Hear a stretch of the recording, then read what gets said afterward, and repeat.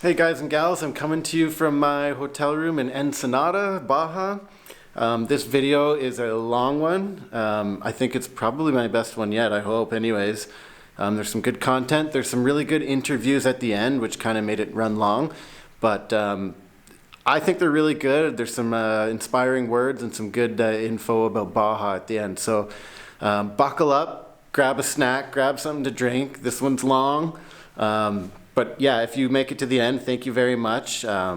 Please consider subscribing. I put my heart and soul into these videos, and yeah, it would really make me happy if you subscribed. So yeah, here we go.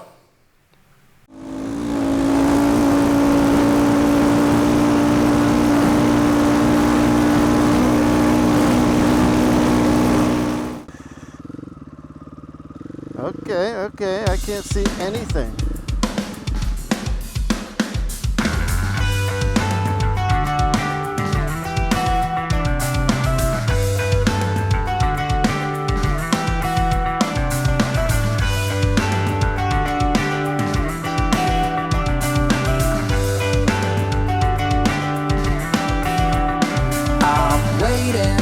Curtain call, guess I want it all, anyway at all.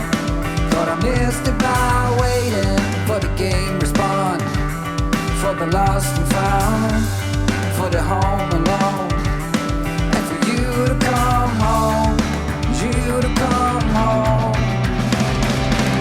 I let you in, it ain't a sin, with all these simulations. Should be fake smile, will take a while to get rid of. I'm sorry, no, we can't see the good that we had, Jenny.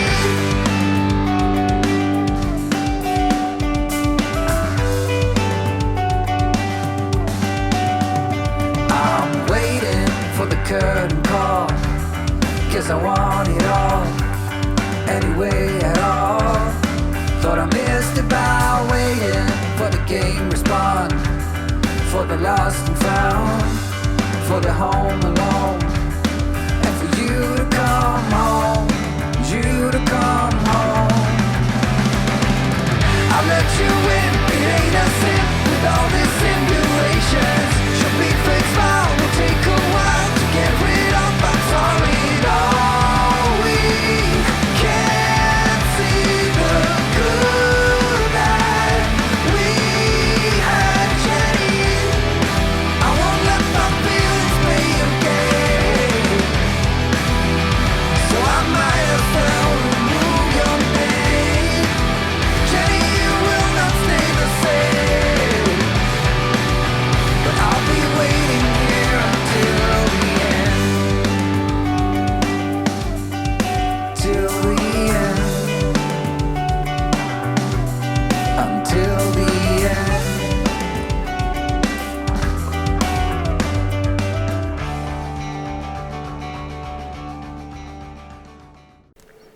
Okay, so I made it to the Baja Oasis, and this is where I'm going to be staying. Absolutely awesome. Big wide open space. Nice kitchen.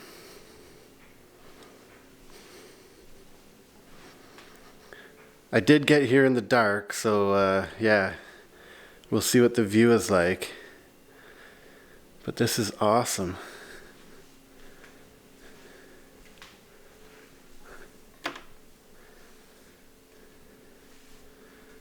There's 2 bedrooms. I don't know where I'm gonna sleep tonight.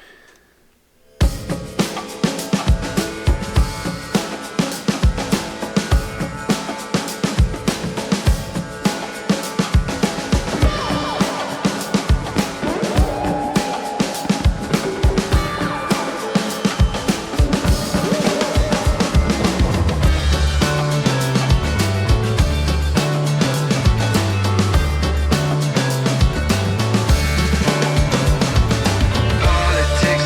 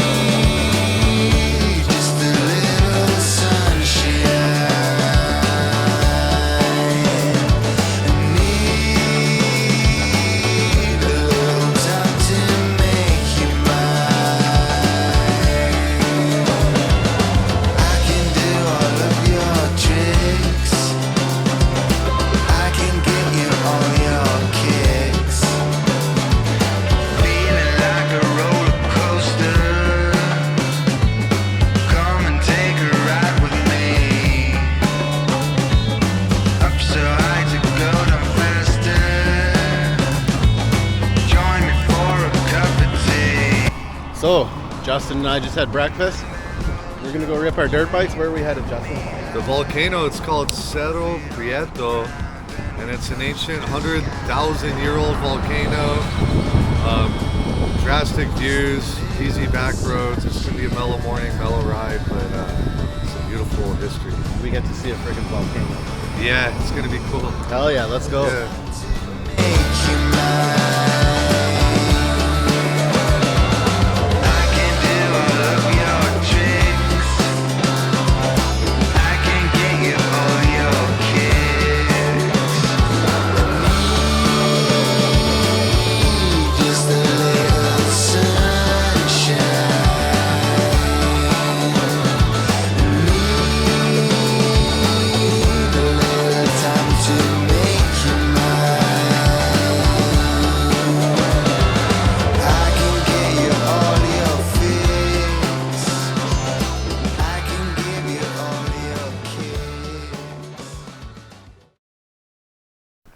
Wow, good morning from the Baja Oasis. I think it's November 26th today. I've been here, I think this will be my 4th day here. So yeah, apparently I love this place. But yeah, today is the Borracho 100. I hope I said that right. It's a big ride that Justin and Aaron, the owners, put together. So there should be a bunch of people showing up. And we're going to ride to a volcano today. Justin and I pre-ran the course yesterday on our dirt bikes. It was a fun little ride. So I'm excited to do it again with a whole bunch of people, and it looks like it's going to be a lot of fun. It's all about just going for a rip, having some tacos, and having good times with the homies. So yeah, this is going to be awesome. And yeah, this place is absolutely beautiful to wake up in.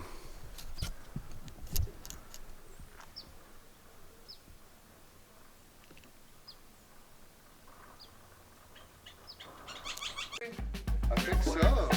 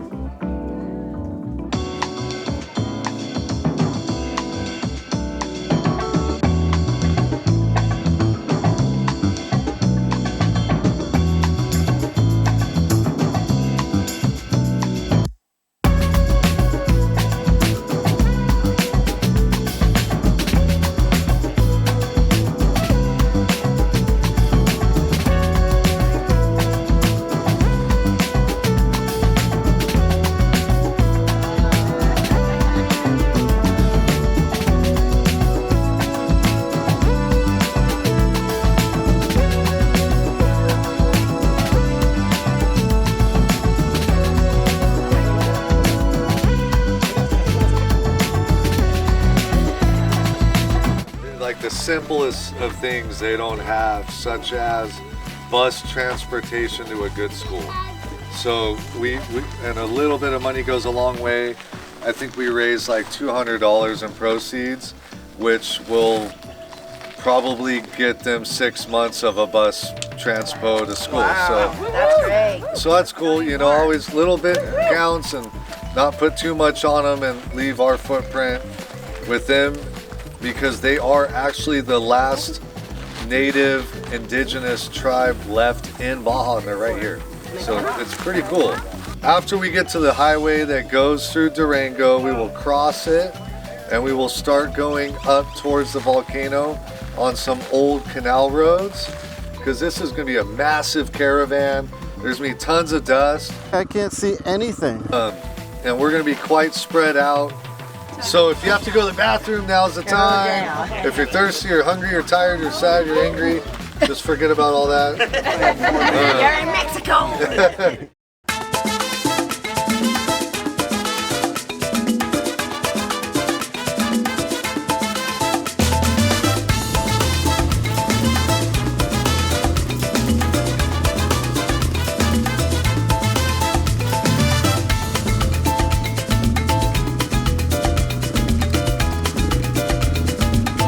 Wow.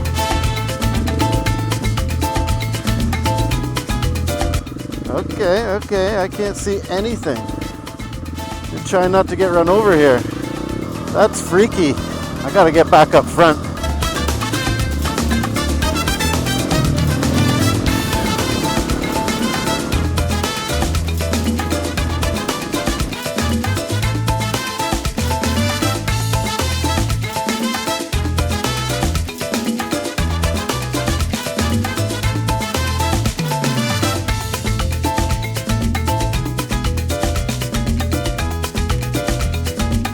The answer is yes. Had I known I was the only dirt biker today, I'd be smashing cervezas in Paul's Jeep right now.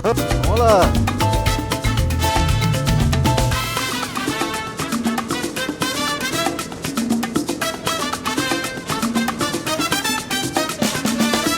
Hola, ¿cuánto? ¿30? Gracias. Buenos días.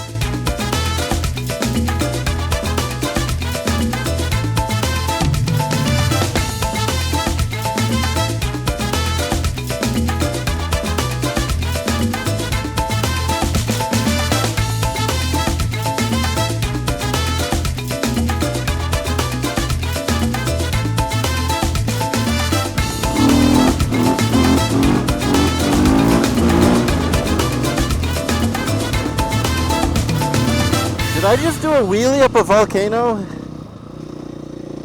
Hell yeah, I did.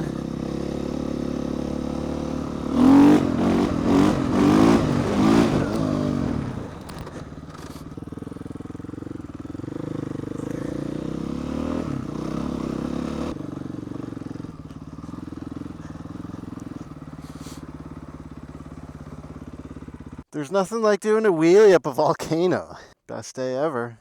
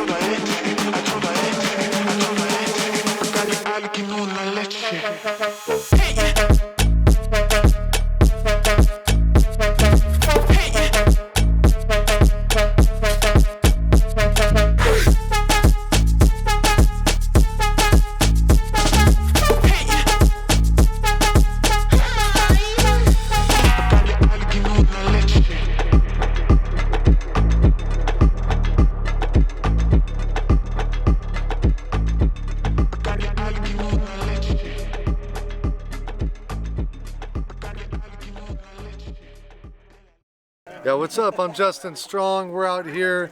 Where are we? We're at Cerro Prieto Volcano. It's kind of a natural phenomenon up here south of Mexicali. And what are we doing? Was that the third one? We're having fun. That's what we're doing. We're having fun in the land of the free. Yep. Down here in Baja, doing our annual Borracho 100 run. This is a run that was actually intended to get the people from my little neighborhood out of the neighborhood and out to see some cool stuff. So here we are. It's definitely really cool, and you'll see in the drone footage, this place is incredible. The views from up here are insane. Thank you. And yeah, we got a heck of a group up here. Yeah, look at everyone having a good time. Yep, beautiful out. day. The weather doesn't get much better than this, and man, good work. Viva Baja. Viva Baja. Yeah.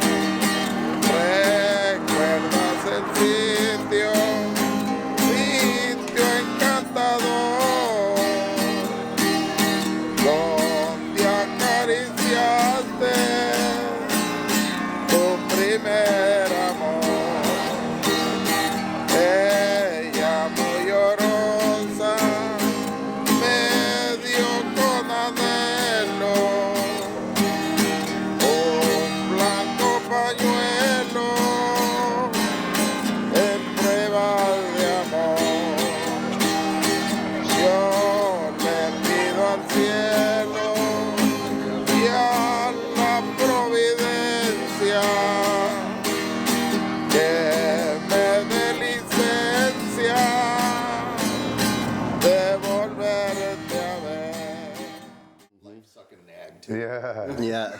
Life sucking dad. That's how we'll start the interview. Yeah. Yeah, so what's up? What are we doing? I don't know. We're just chilling here having coffee at the Baja Oasis. It's a beautiful morning here. What's your name? Oh, I'm Justin Strong, part owner of the Baja Oasis. Deadly, man. How long have you been doing this for? The Baja Oasis? Yeah. Maybe like 18 months. Yeah. Yeah, we picked up the place, it kind of fell into our lap, and then we fixed it up for about 4 months, and then opened it Labor Day 2021. Nice. Yeah. But before that, you were living in the area. Yeah, we were actually living down here because we had a plan to do that anyways, and my wife actually gave me a year. She goes, all right, we'll move to Baja for a year. And it was exactly the timing when COVID hit. And so it worked out perfect because all the schools went remote. So we didn't even have to change schools or anything. Oh. Yeah, we just kind of moved down here. Yeah, okay, that kind of worked out then. And that gives you kind of time to work on it with no pressure. Like there's not as many people coming down here. And It's all right, it's all right. Paul's all tripping out. She knows what's going on. hello. I'm Warrior. So yeah, no, it was good timing. Yeah. We got our year down here and it didn't really work out for the kids. Got kind of bored because this place is so quiet, you know? Yeah. But then this fell into our lap and so this just kind of became my next project. You know? So this place was already set up as a resort? No. No? Yeah, eh? Yeah, no, it was all messed up and overgrown and things were in weird deals and it was pretty easy to convert it into a space where we could consider it a lodge, but it took a good amount of work. Yeah. Sweet. So when did you say you first opened up as a business? Labor Day 2021. 2021, right? Yeah. And I mean, I heard about this place before I knew about you. Yeah, that's cool. So how's business been here? It's getting there. It's steady, you know. Really, really good for only being open just over a year. Yeah. You know, but before I ever did this lodge, I've been big in the off-roading down here in Baja and racing and dirt bikes and Jeeps and tours, and I have quite a network of friends. So as soon as I got this place, it was pretty easy to just start calling up friends. Right. Say, hey, come down here. And Yeah. so it made it kind of easy. Yeah, you seem like you're pretty well connected down here. I guess, yeah. Yeah, but I mean, like for instance, yesterday we did a run, right? Yep. The Borracho 100. How did you like it? Man, it was incredible. Like a lot of cool people showed up. The route was pretty mellow, like as far as dirt biking is concerned, but it was great. We climbed up the Cerro Prieto volcano, which is super cool. Like the views from up there are beautiful. Yeah. And you look into the bottom, like the crater of the volcano, and it's incredible. Like I haven't seen anything like that before. Yeah, that's the one thing that we got over here. For this location here, there's a lot of crazy little natural phenomenons or whatever you want to call it going on between hot springs, the volcano, that geothermal plant. That's the largest geothermal plant in the world still. Really? Yeah. Huh.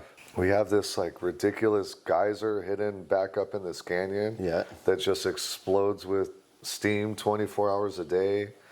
A lot of history, a lot of like these mountains out here are just massive, and you can go up and explore the canyons. There's waterfalls and ancient petroglyph cave paintings. It's just a lot to see and a lot going on, so I'm fortunate there. Yeah, you know? yeah, there's a ton of hidden gems around here. Well, even the river out here. Like, and then of course we didn't even talk about the river. You know, so this is the only fresh body, like non-salt or fresh body of water that you can navigate on a boat in Baja. Really? Period. Yeah. Okay. All the rest of it's, you know, a puddle that's not deep enough. It might dry up and not be anything at all. Yeah, or the ocean. Obviously, there's plenty of ocean, but as far as water skiing or anything like that, this is one of a kind.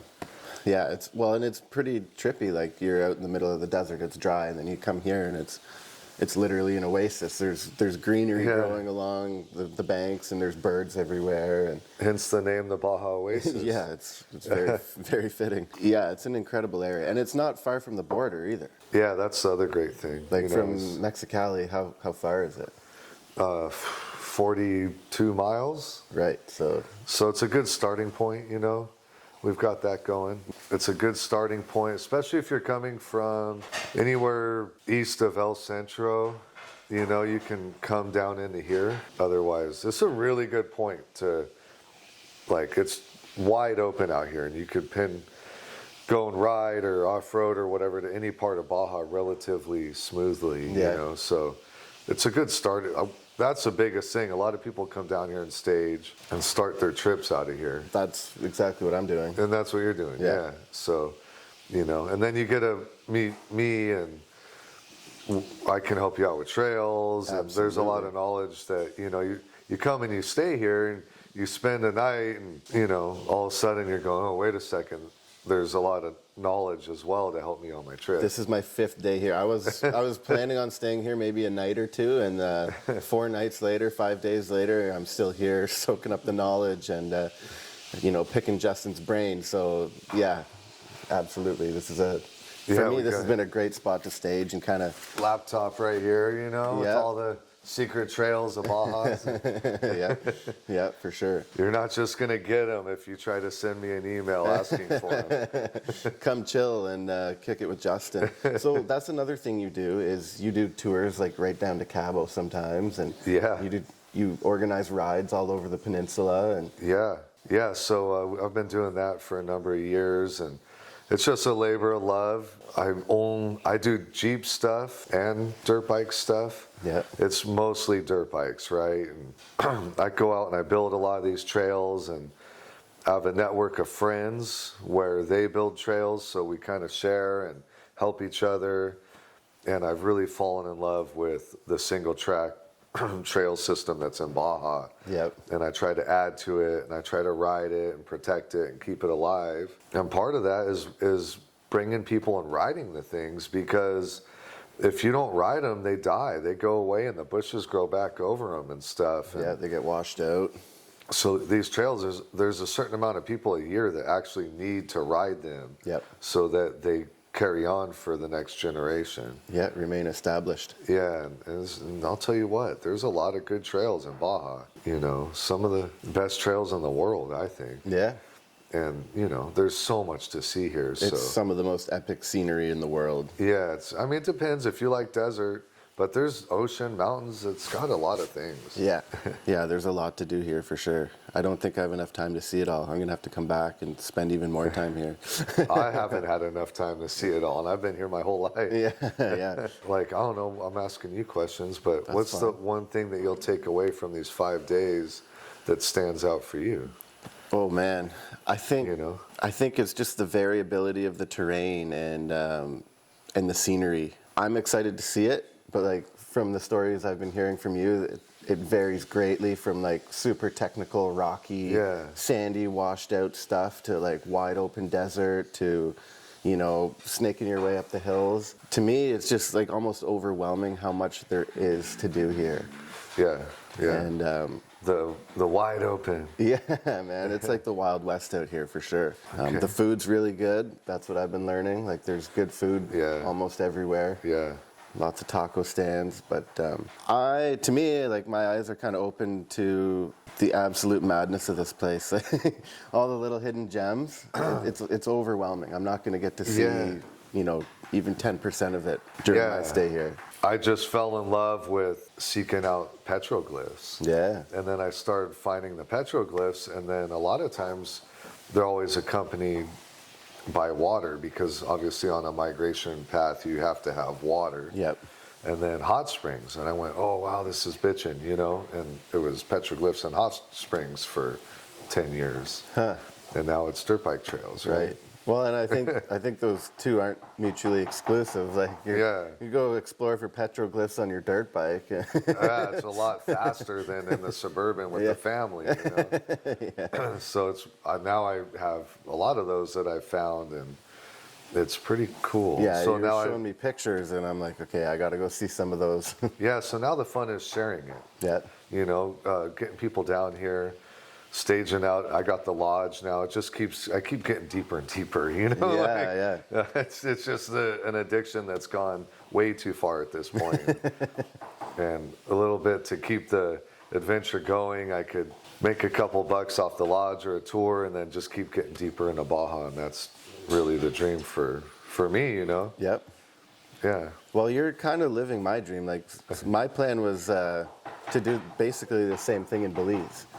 Yeah. Just like have a lodge and then Belize, have people show up and like take them on dirt bike tours and stuff. Yeah.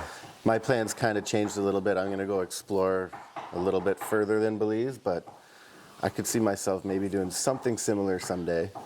My organizational skills aren't that great. I don't know if I'd be a good tour guide, but something similar anyways. Yeah, I don't think you're going to make it as far as you think you're going to make it on this trip. No. You'll be lucky if you make it out of Catavina.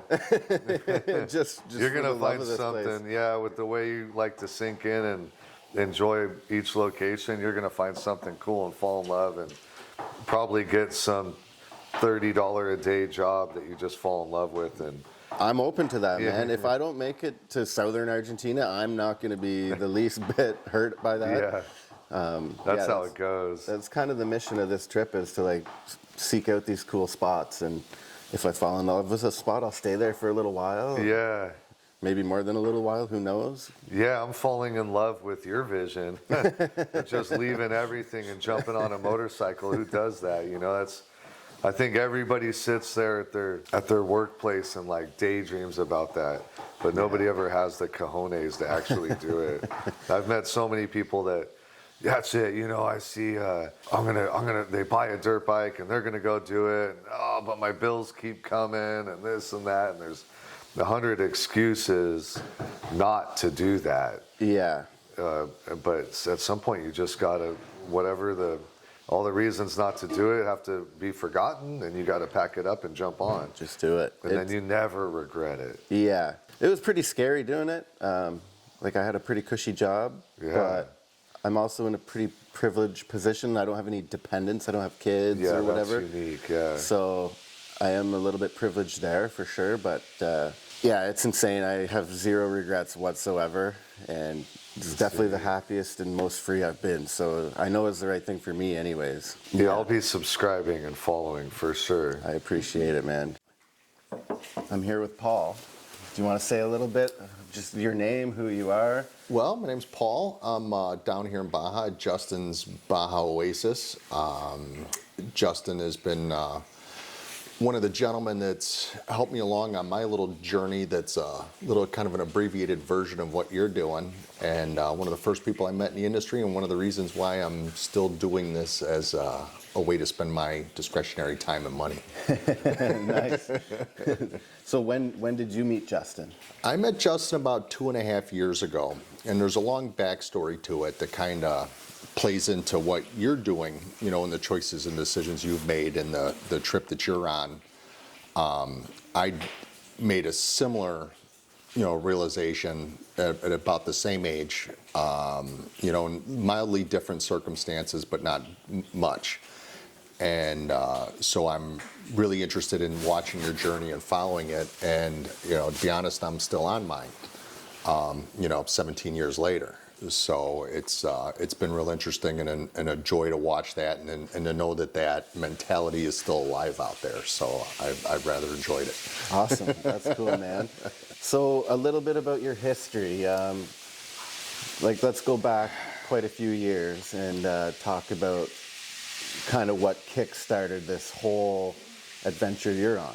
What kick-started it for me was some advice that I got from somebody who was quite successful and that I respected him, you know, right out of college as some young kid that was very influenced, you know, by people who, you know, had achieved something in life. And he said, by age 35, you kind of know who you are. And by age 35, I had done the typical things, you know, was working 2 jobs, you know, 60 hours a week, you know, hammering it, making as much money as I could, being as successful as I could right out of the gate. And and I realized that how many bedrooms I had and what kind of car I drove wasn't as important to me as living the life I wanted, since we only get one. And that's when I made the decision to sell a bar and a restaurant, and to leave my secure job that was relatively well paying, and having a stable life, to go live a life that was a little more adventurous. And I was able to leverage my skydiving credentials and turning that into a full-time career that brought me to different places all over the world, whether it was New Zealand or Australia or the Caribbean, then ultimately in Southern California, where I am now. And I had tried and branched off into different things. Just being a skydiving instructor wasn't enough for me. I wound up becoming a petty scuba diving instructor, a boat captain, and even a pilot. I didn't get my commercial rating, but I could if that was something that intrigued me. But, just going out there and seeing what was the right way for me to go through this one life that I have. And watching you doing the same thing it's just like watching it all over, and in present time, and that's why I think we clicked off from the moment we met. Yeah, and meeting you, man, it's like, holy crap. Like I've felt kind of alone. Like I've been riding my dirt bike by myself, and I've met a lot of cool people along the way, but meeting you and hearing your story, it's like, holy crap, man, it's cool to meet someone else that gets it, that really gets it and that's done it. And it's always more about the people than it is anything else. Yeah. And now I've, of course, the person who introduced me to Justin and some other like-minded people in similar backgrounds have, assembled a little Baja race team. We do one score Baja race a year. We actually did pretty good for our first race this year. We're pretty happy about it. And it's taken me, 3 months ago, through a friend of Justin's that I met on one of Justin's ride. I got to ride a motorcycle across Southern Africa, 1,400 miles in 10 days. That's incredible. Yeah, and so that's, why I remind you that even though your friends and your family and everybody back home might have said you're crazy, this is insane, there's more of you out there. I'm surrounded with them every day, and it's made my life that much more extraordinary. I was in a different situation in that I had a son. And so I had to be in a situation financially where I could make those decisions. And when I was, I've always instilled in him that, you only get one life. What you value is up to you. Some people care, about driving a brand new Porsche, to their office every day. Me personally, I never did. I prefer my Jeep that hasn't had a roof on it since the day I bought it, and I'd rather drive it through the deserts of Baja, in my discretionary time. Yeah. So, you got to do what's important to you and what you value, and I'm watching you do that, and it excites me that spirit is still alive. I've never felt so happy and free in my life, so I'm really glad I did that. I fell into the same trap. I had the cushy job, mortgage payment, fancy car with the payment on it, and you just kind of feel trapped after a while if that's not the lifestyle that, you're into, which I learned was not for me, so. It was tough to break free from that, and to get the mindset that there's things in life that matter a lot more than a secure paycheck. And I'm glad I broke free. Yeah, it's been awesome, and I get to meet cool people like you. And it's, some people, and I try not to, judge the ones who value, a country club membership. Me, I value a bonfire in the desert, drinking beers with cool people after doing something fun, something extraordinary. And I'm the same way. I don't want to, hate on those people either. If you're happy with that, that's totally cool. If you love what you do and that's the lifestyle that is for you, that's amazing. Mm-hmm. But personally, I wouldn't trade it for anything. Yeah. No way. Yeah, the people I've met, the experiences I've had, and the challenging myself in all the different ways, it's, you find what you like and what you want to excel at and get after it. Whether that's being an accountant or if it's being a Baja Score Series champion, whatever it is for you, Godspeed, go get it done. Yeah, absolutely. So do you want to talk a little bit about, I'm intrigued personally about your skydiving career, and what was your first dive like? What kind of got you into that? And what kind of happened after that to lead you to where you went in that career? That, I mean, I'll try and keep it brief because I can talk about it all day, every day. Yeah. One day after closing the bar, it was a Sunday morning, after closing the bar on a Saturday night, we road tripped to a skydiving operation. And you know, hung out there all day and waited for our turn to jump, and we went on this jump, and of course I was terrified. I'm not a particular fan of heights, and I have a really strong sense of self-preservation, which doesn't sound like I do, but that's a misconception about people who do these kinds of things. It's quite the opposite.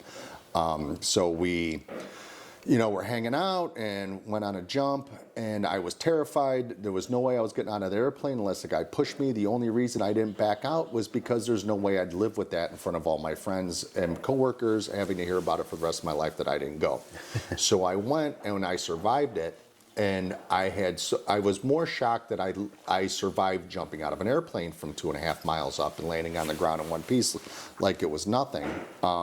And they had a special going that for $99, you could go to your second jump that day. And me and one other person, I said, yeah, I'm going to do that. I'm going to stay. I'm going to do that again. I can't believe I survived that. And so I put my $100 down, and I went and found my instructor because he got me down the first time. I'm not going to trust anybody else. I know he's good. So I'm going to go with him again, and went and talked to him and pulled him off whatever he was doing to going and having fun with his friends, and he took me again. And I remember under the parachute, he's teaching me some things, and I'm flying this parachute, and I said, you really honestly do this for a living? And he said, yeah. I said, how do I get your job? So I went and talked to them and told them about my experience and told them I want to do it. And I gave them a credit card, and I said, here's my credit card. And when that one says declined, I've got others. So let's just do this. And I found out, you know, during that time that it's not just a sport, it's not just an activity, it's not just something, a hobby.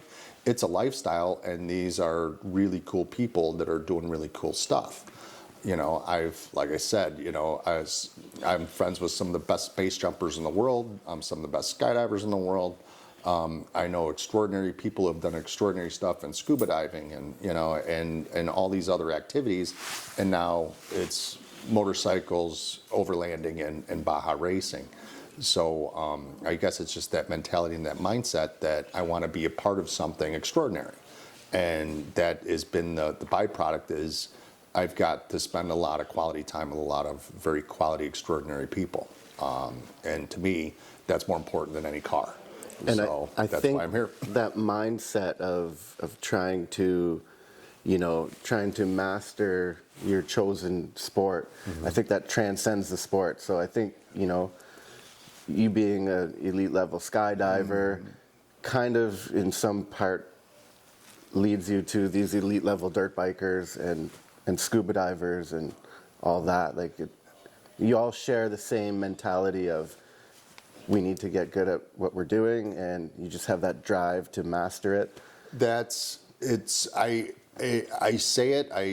It's something I say on a weekly basis to somebody. It's just I refuse to suck. I won't allow it. If you're gonna do it right, and strive to be the best that you can be at it. Now, the best I can be at it is different than somebody who's got this extreme level of natural talent. When you first started riding dirt bikes at 47 years old, I'm never going to be Travis Pastrana. You know, he's got more talent, he's got more time, he's got more, you know, coaching, he's got more everything. I will not be that guy. I'm going to be the best off-road rider Paul could be. That, you know, what's comfortable? A couch and a TV is comfortable. You know, if you wrote a book about it, nobody's going to read it. Yeah. You know, so that's kind of how I've lived my life. Comfort is the death of progress. You know, there's times for comfort, but there's the struggle and the discomfort is part of the experience. So I'm going to be happy. If you're worried about what everybody else is doing, you know, you're not doing it right. Yeah. So, yeah, is there anything you have coming up? Is there any advice you have for me? Is there anything else that's on your mind right now? Keep being true to yourself. I wouldn't tell you to, you know, you're going to worry, you're going to stress.